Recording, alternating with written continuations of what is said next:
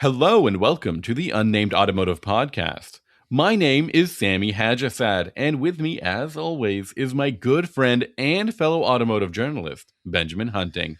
Say hi to the people, Ben.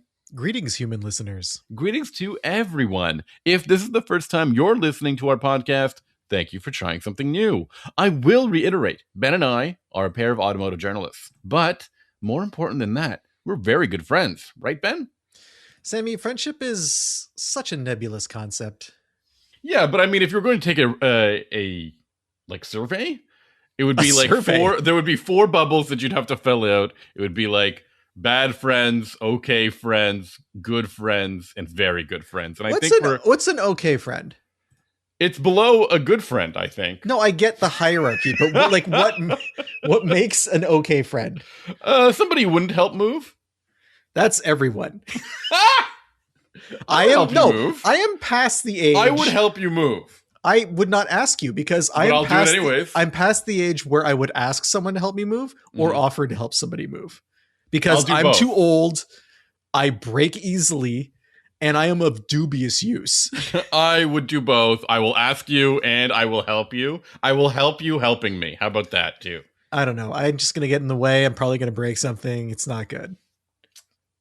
Anyways, that's Ben Hunting. I'm my friend of dubious usage and durability.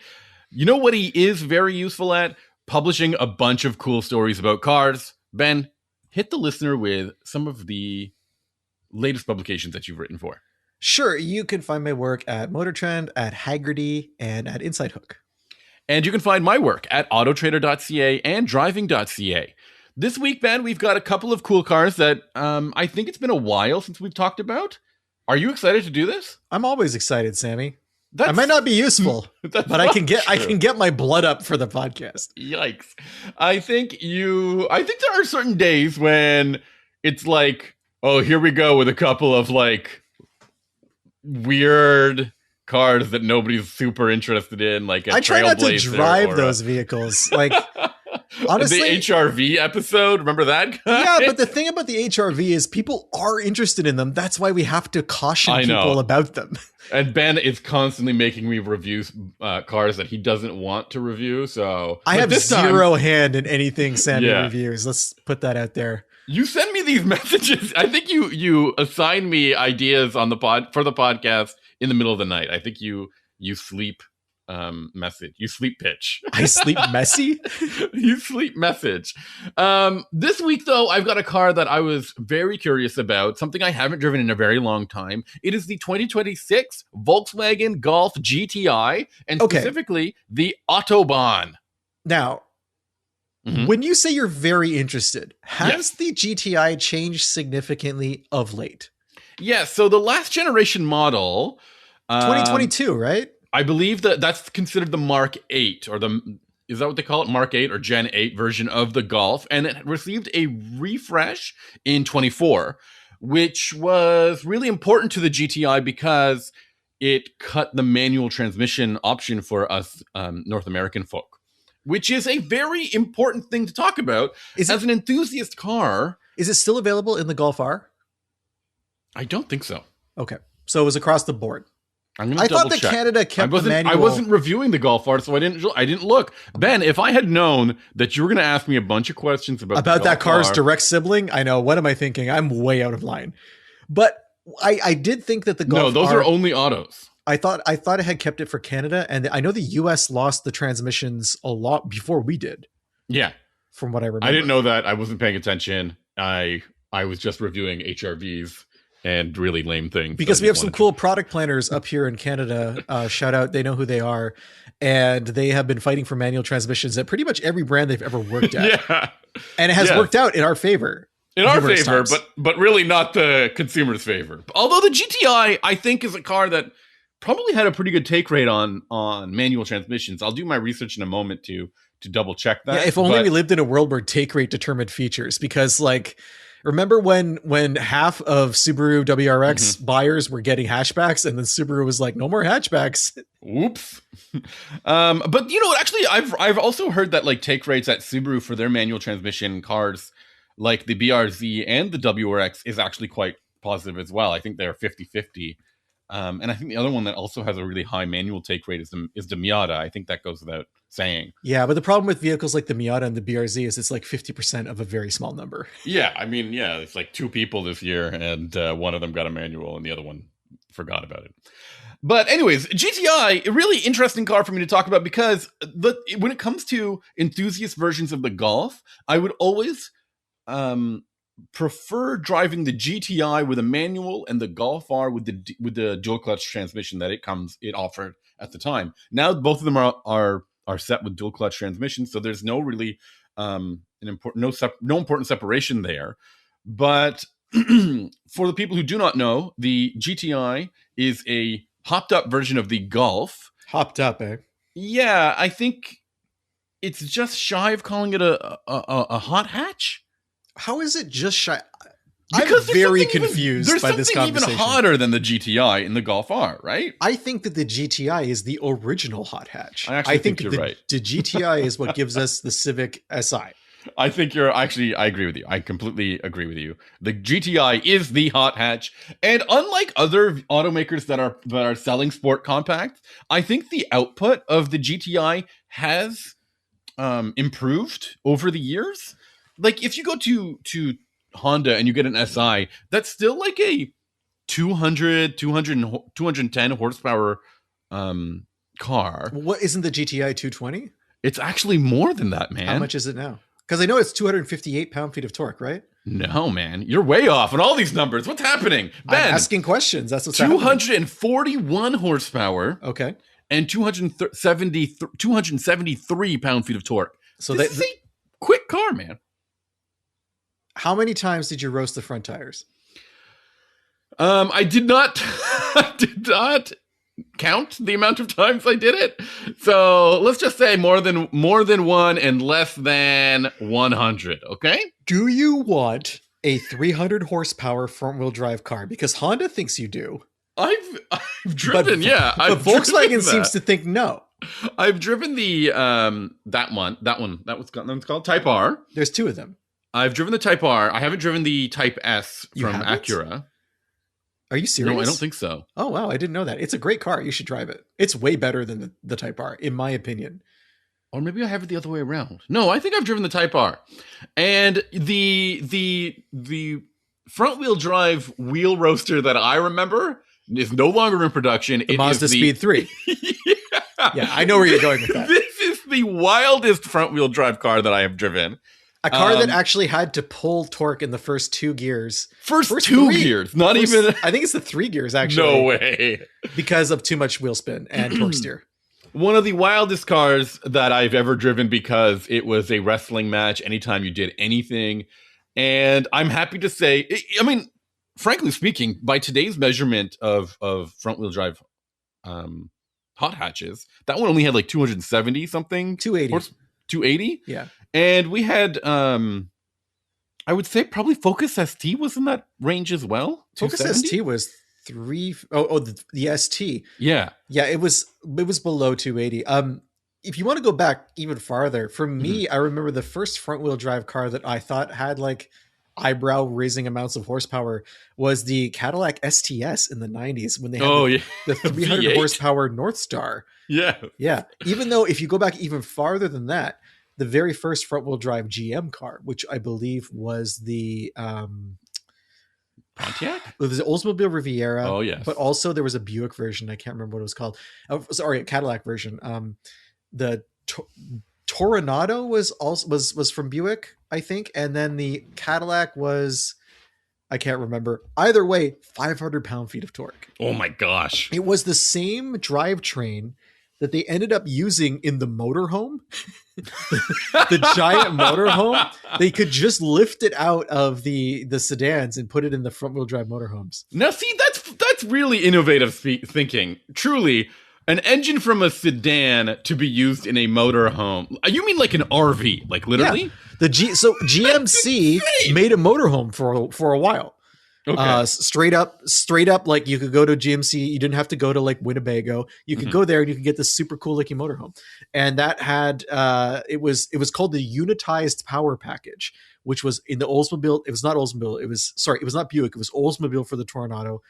and the Buick Riviera, and then the Cadillac model. I'm trying to find it here, and I absolutely can't. But it was a 455 cubic inch V8.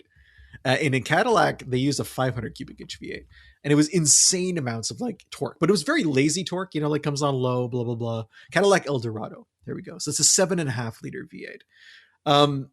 But yeah, we forgot about those for a while because the energy crisis, the energy crisis that we're experiencing now has its predecessor in the 70s, and it kind of knocked out all of these big V8 engines. Right. And then it took a long time for Cadillac to come back with another super high horsepower V8 front wheel drive car. They had a 4.5 liter V8 in the 90s, early 90s, late 80s that was like 190 horsepower or 220, something around there, that wasn't that impressive before they had the North Star.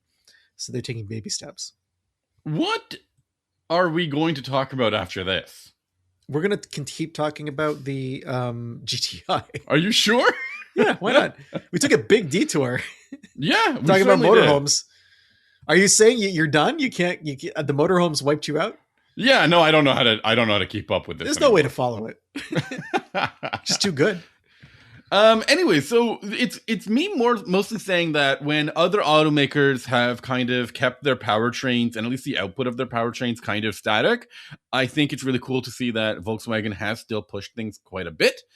What I've got in this car that I think is worth mentioning is the 7-speed dual clutch transmission. It works very nicely. I will say it works very nicely. It seems like the powertrain is really smartly packaged. It doesn't feel like there's any sort of hiccups between the two, or like a transmission that doesn't know what to do with the powertrain that it has.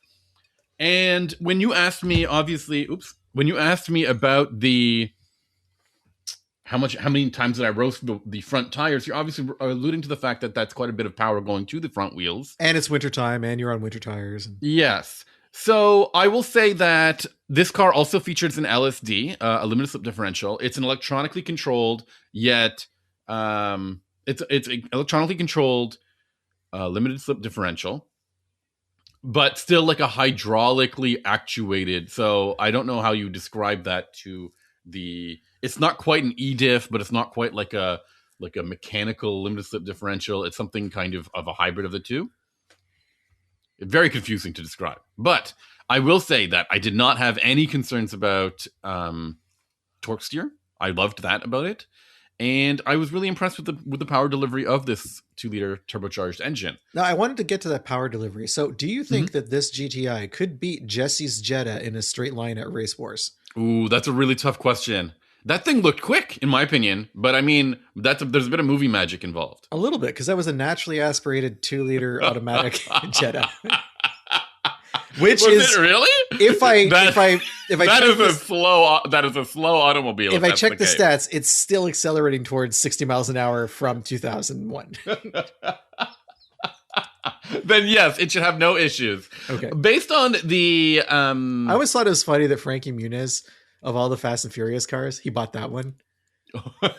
Did he really? Yeah. A friend of mine was in Formula BMW for a while, and when Muniz was starting his career, they had the nickname for him. It was Malcolm at the Back. Okay. Yeah. That's funny.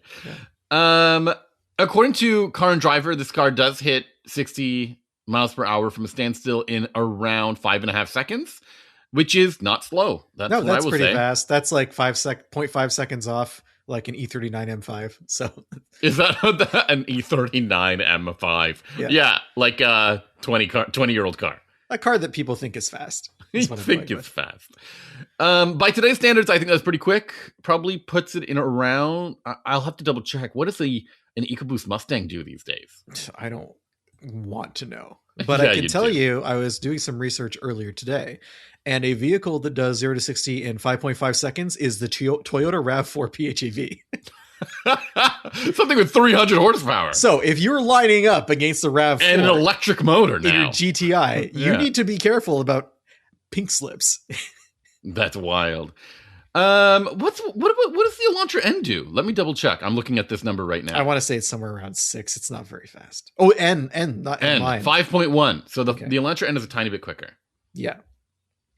Okay. Well, that's important to point out. This car isn't super heavy either. It weighs around 3,300 pounds, which is still a little bit bigger than the Elantra N that I just mentioned. It's about the same as a C5 Corvette. Wow. You're really good at pulling up these 20-year-old car references. Honestly, this is the unnamed 25-year-old podcast at this point. Should we just keep comparing cars to new cars to things that were 20 years older? Every car today weighs 5,000 pounds, so I can't find like a modern equivalent. That's very true. So what are the things that you want to ask me about this car? Because otherwise, I will say it's all totally what you expect from a Volkswagen Golf. I want to ask you, my first question is, how frustrating is the infotainment system? Slightly less frustrating than the Atlas's infotainment system that I drove last week, because they put shortcuts to the heated seats on the bottom shortcut menu, I guess, which is really handy because the Atlas did not have that. And it was easier to use the little, like, it has like a, you know how like modern phones today have like a pull down notification shade, basically? Oh my goodness. I do not need this in a car. This has that for like quick settings, like turning off automatic engine start stop and stuff like that. Why couldn't I just have like a button that does that? Why does it have to be a shade? Yeah, I suppose they should have physical buttons for these kinds of features, because the phrase "let me open the app drawer" should never be uttered. Yes, when we're talking about a car. The issues still remain that changing the HVAC settings and changing the media settings in terms of volume or temperature is still a really frustrating thing that has to be done with like a touch sensitive bar beneath the steering wheel, beneath the infotainment screen. And as a result, you end up like touching this area of the screen, maybe inadvertently when you're just trying to use the touch screen. I did not have the same issues that I had last week with the Atlas, which was I couldn't figure out how to turn on the additional cameras, because this car does not have additional cameras. It just has a reverse camera, and that's We're going to look back on this era of automotive interface design the same way we look back at like cars from the 50s that had like absurd amounts of chrome and like steering wheels made of like stab you in the face metal. Like, it's going to be that level of what were they thinking? I read an interview from an exec that said that these touch buttons are 50% cheaper than physical buttons. Oh, I believe it. You know what else is cheaper? Entirely. Just like a metal box. Like, you know, yeah. If we want to go there. No buttons at all, of course. Do everything from... So, I mean, I think automakers have toyed with the idea of making everything operable through like voice commands, but nobody like wants to do that, right? I suppose if you're forced to do it, you'll do it, but then you won't enjoy your experience. You won't buy the car. There's problems with it too. So like last week I had the Hyundai N line, right? Mm-hmm. I don't know if I mentioned this during our conversation, but did I mention that I do like a hospital test with the car? And I say like, I need to go to the hospital, and I often shout it, or I say it like in a stressed voice, because I feel like that's something that someone could do. Like, I don't do this every time. I do it for the navigation system to see if in an emergency situation, if the voice commands will route me to the closest medical provider. I could not get the Elantra to recognize hospital, period, even if I said it nicely. And then it popped up a thing on the screen that like told you how to phrase it, like try saying it this way. And I did, and it didn't work either. I could find gas stations, but I couldn't find hospitals. And it kept telling me, activate BlueLink for better voice command recognition. No, I need to go to the hospital right now. I'm not going anywhere. Yeah, 45 minutes later online with an operator, bleeding out in my Elantra. But I bring this up because there's a lot of talk about how so many car features require a subscription nowadays. Yep. And if your voice commands are so basic that you actually have to pay for another subscription to get something that's actually useful, I don't think that's a step up. I don't think that's a win for anyone. Absolutely, I agree with you. I will say, when I used the Android Auto voice commands, they worked perfectly. Mm-hmm. So it's entirely reliant when something is reliant on your phone, which is, I guess, calibrated to. Well, it's reliant on your data connection. Yeah, that too. I had an issue with the Volkswagen Atlas last week because I was shooting a video for driving.ca with it. And every time I was talking about it, every time I would say, one of the interesting things about the Volkswagen Atlas while I'm driving the car is, and then suddenly like it would prompt me for a voice command. You got to disable that. It's so annoying. Oh, it's so frustrating. And then I'm worried that like I forgot to like re-enable it. And now the next person's going to drive it and be like, why does this have voice command? Normally it's a phrase that you wouldn't use, like, hey, BMW. Yeah. You know? But I guess Volkswagen was like, no, it's every mention of the name of this vehicle. This one was brutal. They wanted me. So my publication wants me to do some social media videos for them, basically like 30 or 60-second long videos.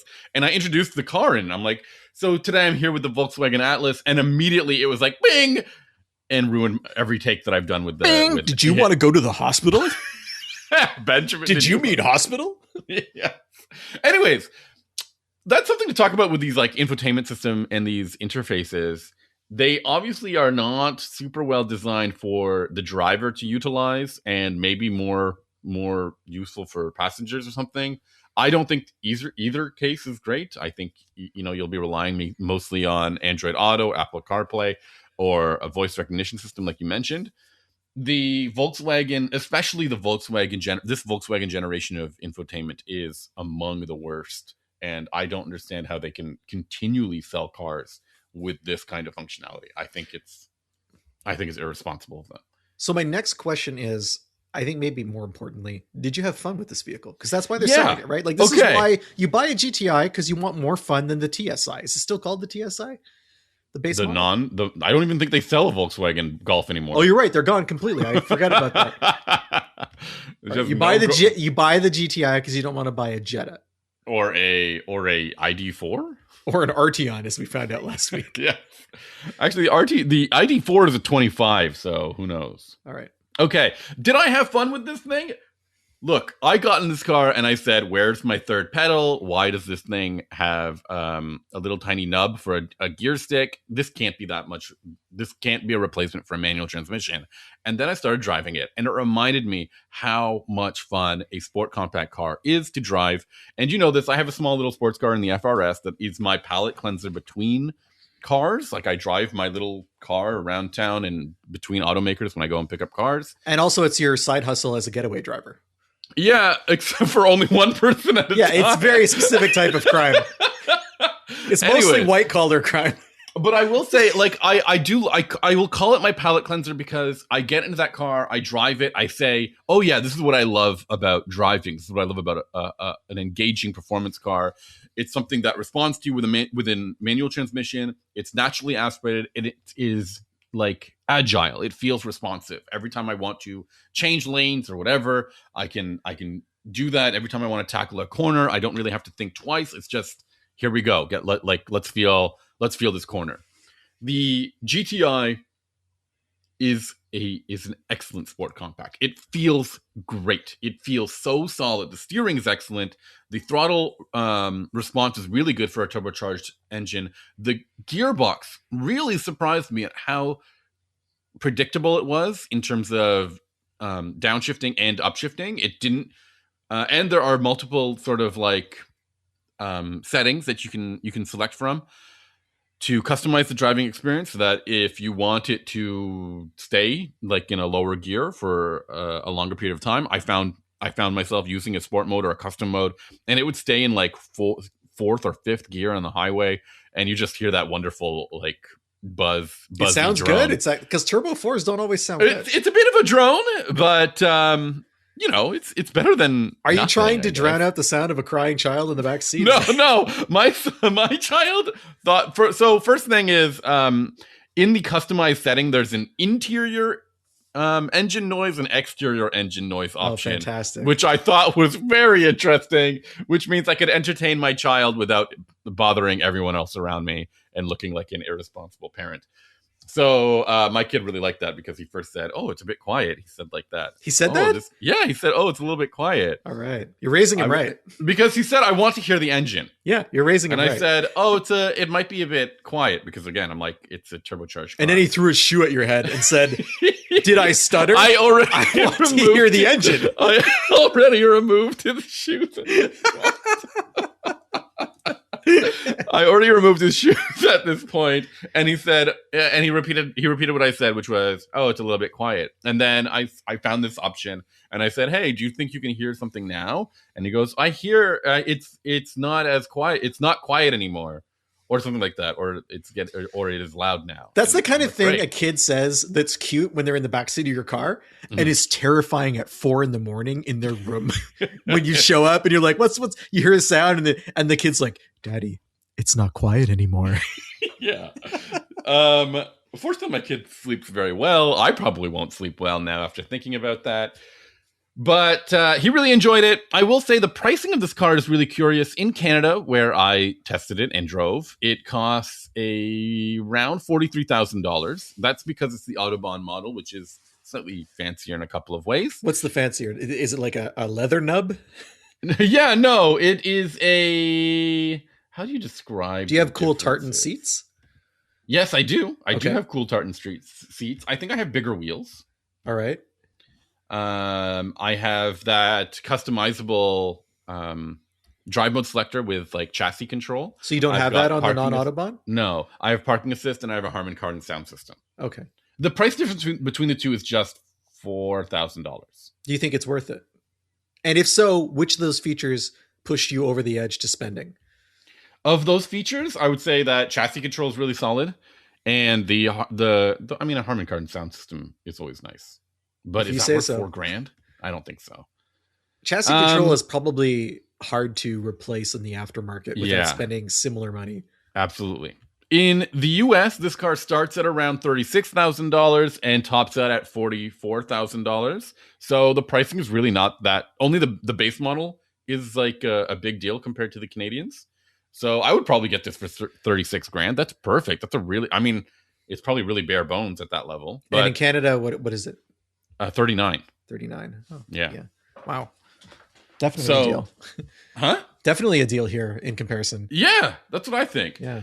And in general, I was ready to be so skeptical about this car because I've always felt like the Golf needs a manual to be really. I mean, the GTI needs a manual to be really appreciated because it was relatively low power and kind of like chuckable. And now I'm realizing that with the more power that it has and the tuning of this transmission makes it feel pretty responsive. Now, I do want to say one thing though, when we're talking about price, is that $39,000 in Canada, in my mind, a GTI should cost like $30,000. Yeah, I know. So it is a bit of a shift in terms of our experience for what cars cost for what you're getting is wild, right? I mean, we used to think that like base level Mustangs were around 30 or under too. No. Base level Mustangs, like you used to be able to get a GT for like 30 or 35. Exactly, that's what I mean. And now it's a $50,000 car, and that's within $11,000 of this GTI. So I think that what's done it for me is how fast the prices have moved, because I don't think like I'm talking about like, earlier I was talking about all these early 2000s cars, right? Like, Benjamin's got his rose colored glasses on, but no, I think like literally the pricing I'm stuck in is from like 6 years ago prior to COVID, prior to all the supply chain disruptions. Yeah, no, I actually do think you're right. I think you're definitely onto something in terms of how expensive cars have become. And I think especially if you want to call it niche vehicles, like they're getting expensive quickly. The only one that isn't mind-bogglingly expensive is the Corvette. Every time that seems like a bargain at like whatever 60 or 70. Yeah, I mean we know a base Corvette doesn't exist, but if it did, it would be a bargain. The soft launch or whatever, the paper launch of the that one Corvette. LT Corvette that's out there. I still have so many fond memories of our joint first test drive of that Corvette. That is the last time I've been in Las Vegas, and if I have my way, it will be the last time I was in Las Vegas for the rest of my life. And I just remember we like being out in the middle of nowhere, just hammering this car and seeing it. And then going like, why is the front end losing kind of feel right now? And showing up at that like big red rock. Yeah, I won an award for my photo of that rock. Excellent. Yes. Anyways, any questions you have about this GTI? I think the major question is, do you wish it still had a manual? And the answer is, 100%. Of course. This more power with this great chassis control with a manual transmission, yes. I miss it? Absolutely, I miss it. And I know that some people probably thought that the manual I've heard this too. There's such a thing as a bad manual. Sure, but that wasn't it. And it was not it. Like, it wasn't great, but it wasn't bad. It's similar to our Outback conversation from a few weeks ago, where it comes down to what are you really offering? What's your value proposition? And are you getting rid of something that makes your vehicle unique? Mm-hmm. And now if you want can you still get a manual GLI? That's a good question. Let me check. Because you can get a manual Elantra N. And you can get a manual WRX. Yes, you can get a manual GLI. Okay, so those are three cars that offer something the GTI no longer does. And I think that's too bad, and I think that hurts Volkswagen. I've got to check this GTI situation, this GLI situation. 228 horsepower. It's a slower car. It's a slower car. It's a larger car. It's a heavier car, but it is positioned as a performance car. I mean, if you look at that horsepower, that's what I thought the GTI had, right? So 228 and 258. It's positioned as the fun Jetta. If you have to have a Jetta, then you can get this Jetta and it will be a little more interesting. And it's not a bad car. It's not a fantastic car. But clearly the GTI is getting this nicer improvement, these nicer engines. I mean, it's probably tied into the fact too that there's no like Jetta R, like it doesn't have that next step up, right? So there's no real pressure. They can make it whatever they want.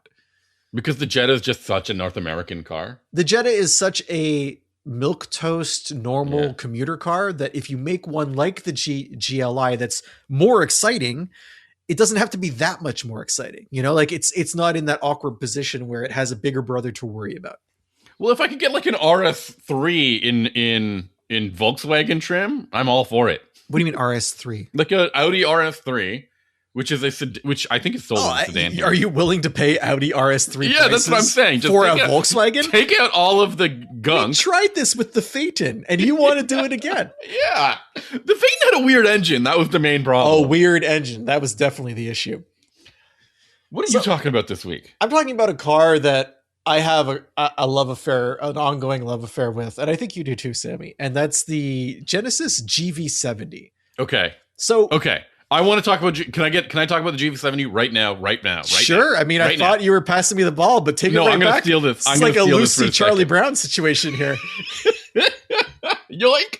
The Genesis GV70 is one of the two luxury cars that I have no issues recommending to people. In its class, it goes X3, GV70, one after the other. Check those two out. I think that covers the whole spectrum of the segment, and I want to know if you think that's still the case these days. So I drove the GV70 was redesigned. By redesigned, I mean refreshed for this model year, 2026. In the fall, I drove the electrified version of the vehicle, which is essentially the same package, almost identical, but with a different, obviously a battery drivetrain. This time around, I took the GV70 on an extended road trip. I put about 1,000 kilometers on it. And the driving was interesting. It was up I went up past Ottawa into almost the mountain areas around there. It doesn't get too hilly, but there's some, ski hills and whatnot. And a lot of different driving conditions. Had some dry days, had some wet days, had some snowy days. Everything that I love about the GV70, I still love. It's still there. The thing that really does it for me with this vehicle, and you mentioned X3, and we've actually had some listeners reach out to us recently talking about how they picked up X3s and the reasons they did that. And I think it's a very, very that was in response to your RDX review. RDX review. Yes, so appreciated hearing about that. X3 is excellent. I mean, we've talked in the past about how the X5 kind of is the last the mic drop for the mid-size luxury segment. And I think X3 is very close to being that for entry level. I guess it's not even entry level anymore, it's compact. But GV70 is, I think, equivalent in terms of being able to recommend it, like you mentioned. The thing that gets me the most, for starters, is the interior. Holy cow. It is so good. And I had in Canada what's called I'm looking at the trim name now, the Sport Prestige with the 3.5 liter turbo V6. In the US, the same vehicle is called, I have the pricing up, but I don't have the name for it. Why doesn't it have it? Here we go. Sport 3.5T. They have it's weird because in the US, there's 3 versions of the 4-cylinder one. There's advanced tech, and prestige. Okay. And then there's just sport for the V6. But in Canada, we have like extra versions for the V6. Essentially, the interior I had was like this velour kind of gray, beautiful leather on the seats with orange stitching and orange seatbelts, and then leather and stitching on the dashboard was gorgeous. Say that again. Orange, yeah. Orange highlights. And this is, you don't have to get that. There's a vanilla beige obsidian. There's a red version as well. The red version, the vanilla beige, it comes with orange stitching. If you go for red though, it's obviously not orange. It's more gray and red. That's in the US version, by the way. And I need to reverse myself. Okay. What I was saying earlier about the trim levels, that applies to Canada. That Canada only has the one twin turbo V6, whereas the Genesis in the US has prestige, advanced, and sport prestige, sport advanced, and sport prestige again with the V6. So there's the names don't really mean so much. What you do need to know is this is the top trim version. Visually in the exterior, they're very similar, but the interiors, they make the difference. The sport prestige, it gets the Napa leather that I mentioned. If you get the mid trim one, it's just normal leather. Can I interrupt real quick? Yeah. About this interior. It's so nice, Sammy. Did I mention how nice it is? You're mentioning how nice it is, and I think we really need to drill down into some of the parts that make it nice. Now, for me, whenever I look at these cars, I think it's the details. Yeah, it's definitely details. It's that orange. There's like texture. There's like I could hear you physically recoil when I said orange, but it actually really works. I'm curious about that. Yeah, it works in this vehicle. It's nice. It doesn't feel like glare. You know, sometimes you get into like a sports car that has a brightly colored seatbelt, and you're like, that's just there to get attention. Yes. Inside the GV70, it feels like it's part of a cohesive design, and everything about the vehicle feels cohesive. It feels thoughtful and deliberate. The only thing I don't like about the interior, and this is the same as I felt about the electrified, is you have this screen that's just a rectangle that's on the dashboard, and that's so unfortunate. Okay. I really prefer vehicles that have a binnacle. It makes a difference. I don't think car companies agree with me. They don't seem to care, but I am gonna feel that way, I think, until the day that I die. Really nice oval themes inside the Genesis as well. You have you have this dashboard that has like an oval cluster for the heating and whatever controls the heating vents, that has some buttons underneath it, physical buttons to control various systems or shortcuts to the infotainment system. And then underneath that on the console, which is like a carbon fiber look, you have individual controls for the heating and cooling. There's actual knobs and dials that work there, although there is a little baby touchscreen there as well. The oval theme, it just continues throughout the interior. It's, again, part of the cohesive aspects of this. I hauled a bunch of luggage in the vehicle for the weekend. It was like a weekend getaway, and I was able to put everything in the back behind the seats without folding it down for 2 people, which you can't always do in these vehicles. And I could have had 4 passengers with all of our gear in the back stacked up to the top. I think it wouldn't have been a problem. Nice. The 3.5T remains a very good engine. I mean, this is the 6-cylinder. It's brilliant, right? Like, it's like they can sit on this engine forever, I think. 375 horsepower. It's very smooth. You have a Sport Plus mode if you want to get crazy. You have an Eco mode, or whatever they call the Eco mode, if you just want it to be normal. And there's a Comfort mode, which is what I kept it in most of the time. The fuel mileage was fine. I want to say I got around 11 liters per 100 kilometers. I'm going to double check that now because I have it right here in front of me. It was actually 10.1. That's pretty good. That's actually surprisingly good. Especially considering how expensive gas is right now. I'm going to look that up for miles per gallon, but I want to say that's going to be like 25. So let me check. 10.1 convert. It is 23. So that's over 1,000 kilometers in cold weather, mostly highway. So driving like 75 miles an hour, 120 kilometers an hour. So in a luxury vehicle with that much power and of that size, I'm pretty happy with that. Mm-hmm. And I think it also looks great. It is a stunning vehicle to look at from every angle. And that's where I think the Genesis pulls away the most from other luxury SUVs, which are less distinctive on the outside. I think, distinctive is maybe not the right word, because if you look like a Lexus RX, it is distinctive. Like you can't mistake it for something else. I feel like it walks the line between distinctive without having polarizing elements, perhaps. Okay. I think you're on to something here. I think it's a gorgeous car. I think the interior is what really helps sell it because of, as I mentioned, the details, but also apparently the premiumness of it, I think is what you're describing. It feels special. Well. Mm-hmm. And it feels different inside. You can pay, so it's 71,000 US, I believe, and mine was like 84,000 Canadian. That's a lot of money. But I can tell you, you can pay the same amount of money for some German vehicles that do not feel special. They feel fine. They're okay. But when you're inside of them, you don't see where the money went in the same way that you do in the Genesis. And I'm not knocking those other companies for build quality or design or whatever. What I'm saying is a different aesthetic. And I think that's appealing to some buyers. Yeah. That's important. I think that's important. I think a luxury car needs to feel special. The buyer also has to feel like they're spending money on a car that will make them feel special. Yeah. And it's rare, actually, to actually feel special versus have someone tell you that the car is special, which is, I think, the way that a lot of legacy luxury automakers do their job.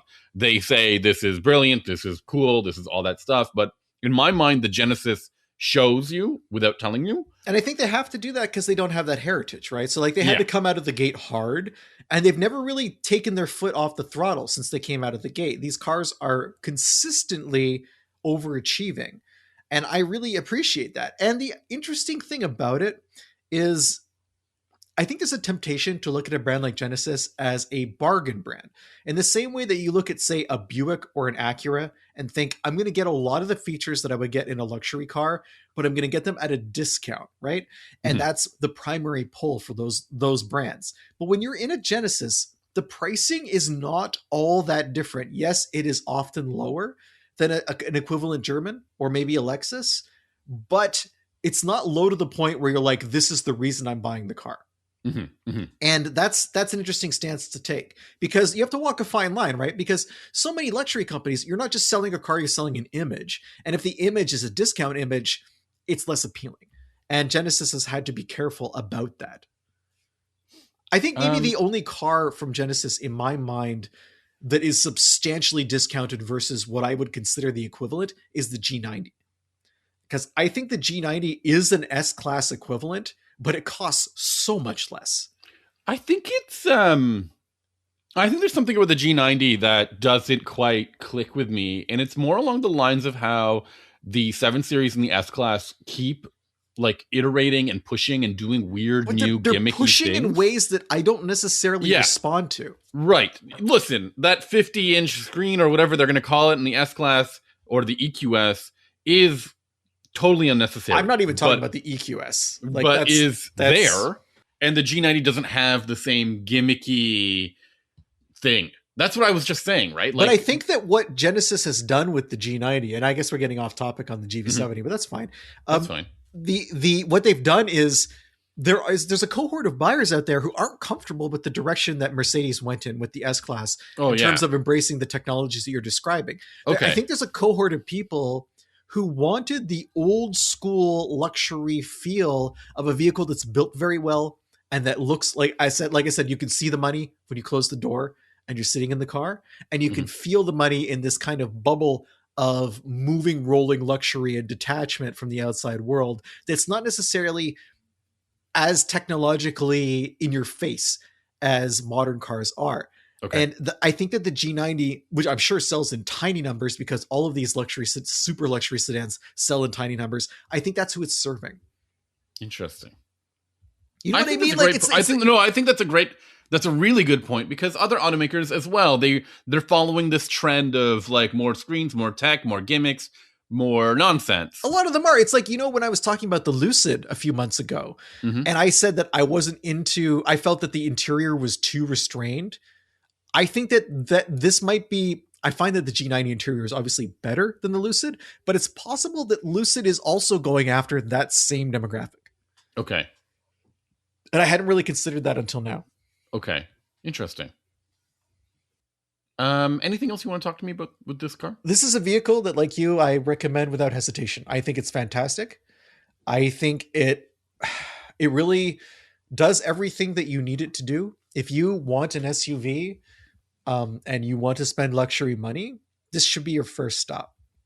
Because even though, the X3 is as good, I think you should check out the Genesis, because it's less likely that you have the same familiarity with the brand that you do with BMW, because they haven't been around as long. So you owe it to yourself to check it out and see what you're going to get for your money. Because in an X3, you can get a lot of the same features, but you're probably going to have to add them as options. And that's where you can start to see the price gap really open up between a GV70, which doesn't have a lot of options. You can add accessories to it, but really their trim levels are pretty well sorted. Whereas in BMW, there's a lot of a la carte stuff, especially when it comes to technology, that can add up pretty quickly. So that would be my recommendation. But definitely, I mean, this is a perennial all-star for our podcast. Pretty much every Genesis. It really is. Well, except for Sami not liking the G90. I think, no, the G90 is still quite good. I think GV60 is maybe my least current That's favorite. A good point. I agree with you. I agree with you completely. But it sells very well. Does it really? It does. It is a very popular because it's significantly cheaper than other comparable EVs. And there's a Magma coming out, right? Eventually. Yeah, someday. I got a bunch of emails about this Magma, and I don't know what that is or means. I'm hopeful. I didn't read them yet. I'm hopeful.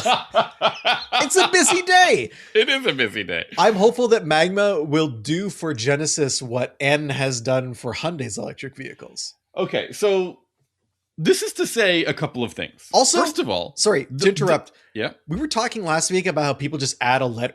Companies just add a letter and make a performance brand. Shout out to Magma, which is way cooler than just adding a letter. Yo, you got the Magma? You know Magma? It. As opposed to you got the M? You're very close to magnitude from Community when you get the Magma. So I want to be clear, though.